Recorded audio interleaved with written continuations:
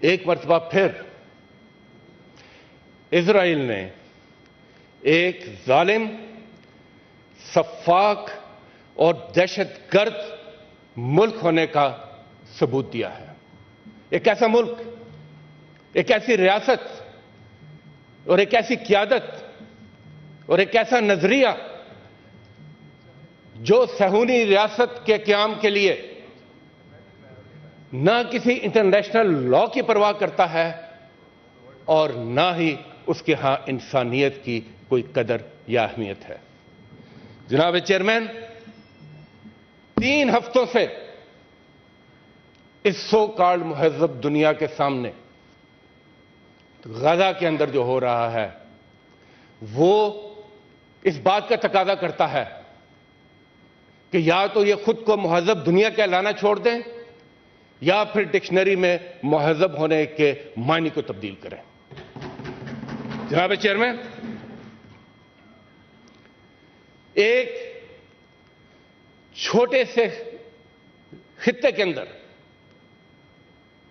20 لاکھ کے قریب فلسطینی، غالباً یہ گنجان ترین علاقہ ہوگا دنیا کا، جو آلریڈی ایک اوپن جیل ہے، جو آلریڈی محصور تھا، وہاں پر جو اسرائیلی بربریت، جارحیت، سفاکیت اور منظم نسل کشی کا سلسلہ جاری ہے، اس کی نہ صرف بھرپور مذمت کرنی چاہیے بلکہ دنیا کو اس کی مزاحمت بھی کرنی چاہیے۔ جناب چیئرمین، کیا ہے جو وہاں پر آج نہیں ہو رہا؟ کون سے جنگی جرائم ہیں جو آج وہاں نہیں ہو رہے؟ کون سی اخلاقی انسانی قدریں ہیں جو آج وہاں پامال نہیں ہو رہی؟ کون سے قوانین ہیں جن کی دھجیاں نہیں اڑائی جا رہی؟ ایک طرف ہم دیکھتے ہیں کہ فاسفورس بم تک کا استعمال ہوتا ہے اور دوسری طرف ہسپتالوں کو نشانہ بنایا جاتا ہے۔ زمانہ جاہلیت میں بھی ہسپتال اور عبادت گاہیں ان کو محفوظ مقامات قرار دیا جاتا تھا، اور ہم آج کی صدی میں تمام حدیں عبور کر چکے ہیں۔ چیئرمین صاحب، 8,000 سے زیادہ شہادتیں ہو چکی ہیں اور ہر گزرتے ہوئے لمحے ان میں اضافہ ہو رہا ہے۔ تقریباً نصف 4,000 کے قریب صرف بچے شہید ہو چکے ہیں۔ میرا سوال یہ ہے کہ خاک میں لتھڑے ہوئے اور خون میں نہلائے ہوئے یہ معصوم بچے، ان کے لاشیں کیا عالمی ضمیر کے لیے تازیانہ ہیں کہ نہیں ہے؟ کہاں ہیں وہ ہیومن رائٹس کی آرگنائزیشن؟ کہاں ہیں جو کہ اگر ایک بھوکی بلی کے لیے بلا اٹھتے ہیں؟ اور یہاں پر جو آخ و فغاں ہے، ظلم و بربریت ہے، ان کی خاموشی وہ ٹوٹنے کا نام نہیں لیتی۔ جناب چیئرمین، لمبی داستان ہے۔ ان 3 ہفتوں کے اندر انسانیت کش اور فلسطینیوں کی نسل کشی کی ایک لمبی داستان ہے۔ فلسطینی تو آج اپنے خون کا خراج دے کر اپنی دھرتی کے ساتھ وفا نبھا رہے ہیں، مگر عالمی دنیا، یہ بڑے بڑے انصاف کے ایوان، ان کے لیے سوال چھوڑے جا رہے ہیں کہ ان کی کیا اہمیت رہے گی، ان کی کیا قدر رہے گی۔ جناب چیئرمین، وہاں پر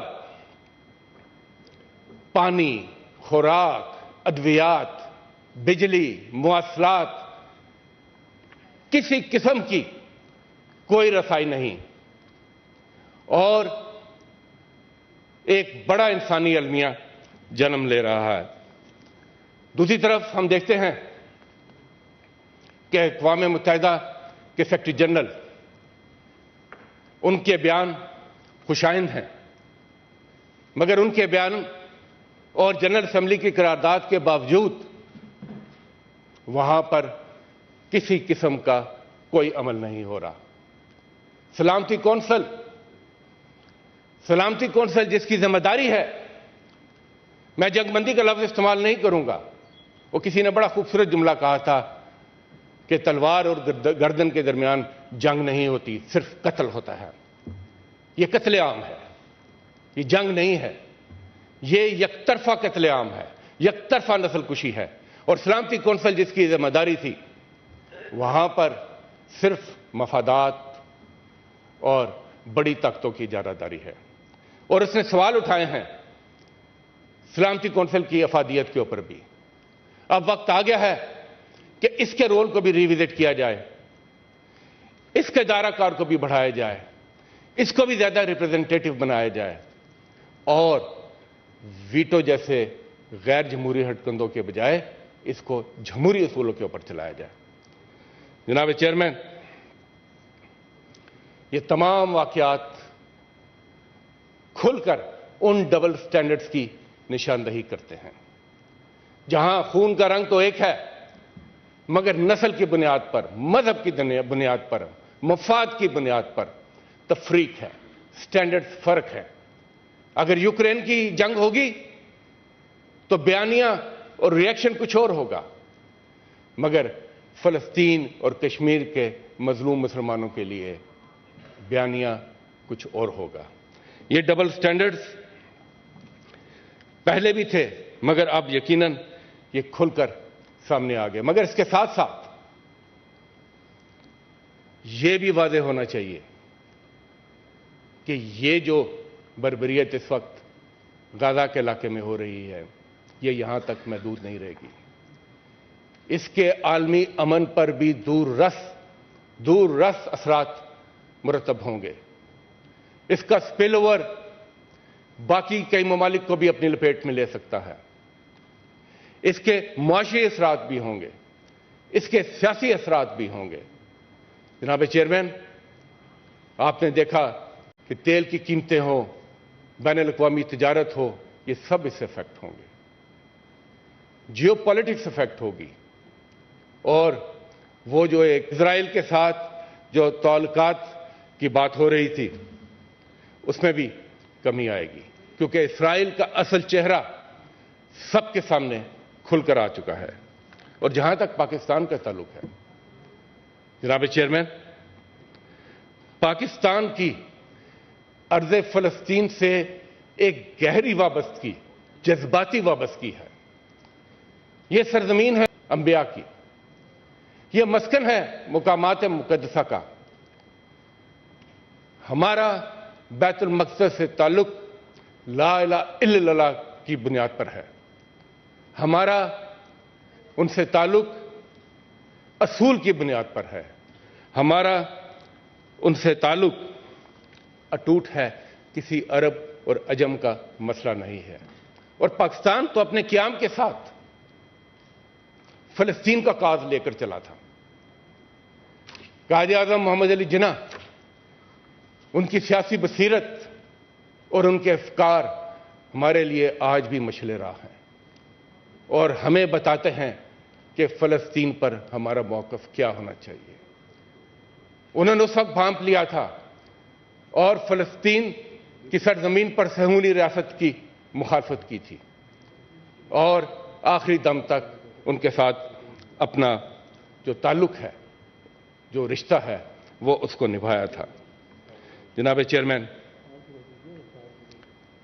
جو ایوان ہوتے ہیں وہ عوامی جذبات کی عکاسی کرتے ہیں، عوام سیاسی شعور رکھتے ہیں۔ آپ نے دیکھا کہ دنیا بھر میں، امریکہ میں، یورپ کے ممالک میں فلسطین کے ساتھ اظہار یکجہتی اور اسرائیل کی مذمت کے لیے مظاہرے ہوئے۔ میں سمجھتا ہوں کہ پاکستان میں بھی اگر کوئی فلسطین کے ساتھ اظہار یکجہتی اور اسرائیل کی مذمت کے لیے پرامن مظاہرہ کرتا ہے تو میں سمجھتا ہوں کہ اس پر کسی قسم کی کوئی قدغن نہیں ہونی چاہیے۔ جناب چیئرمین، یہ وقت آواز اٹھانے کا ہے، یہ وقت خاموشی توڑنے کا ہے، کیونکہ جب ظلم ہو رہا ہوتا ہے تو جو وہاں لوگ ہیں ان کے لیے اپنوں کی خاموشی غیروں کے وار سے زیادہ افسوسناک ہوتی ہے۔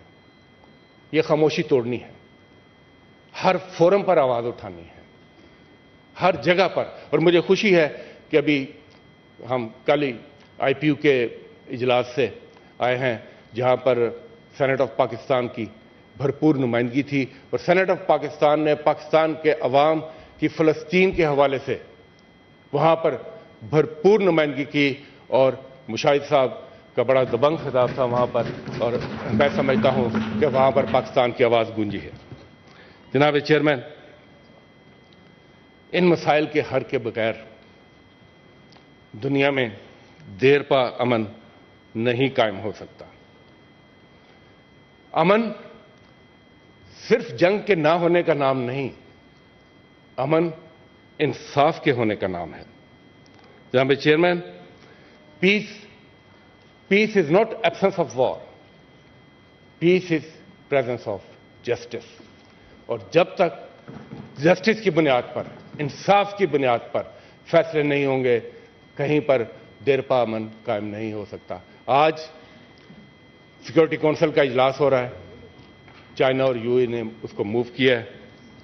ہمارا یہاں سے یہ مطالبہ ہونا چاہیے کہ فوری طور پر اسرائیلی پیش قدمی اور بمباری کو روکا جائے، غزہ کی ناکہ بندی کو ختم کیا جائے، وہاں پر ہیومینیٹیرین ایڈ کے لیے سیف کوریڈورز وہ مہیا کیے جائیں، اور پوری اسلامی برادری، انسانی برادری، اور بالخصوص پاکستان جو ہم امداد اپنے بھائیوں کے لیے وہاں پر پہنچا سکتے ہیں، ہم اس کی رسائی کو یقینی بنائیں. ایک آزاد، خود مختار فلسطینی ریاست جس کا دارالحکومت بیت المقدس، اس کے بغیر وہاں امن قائم نہیں ہو سکتا.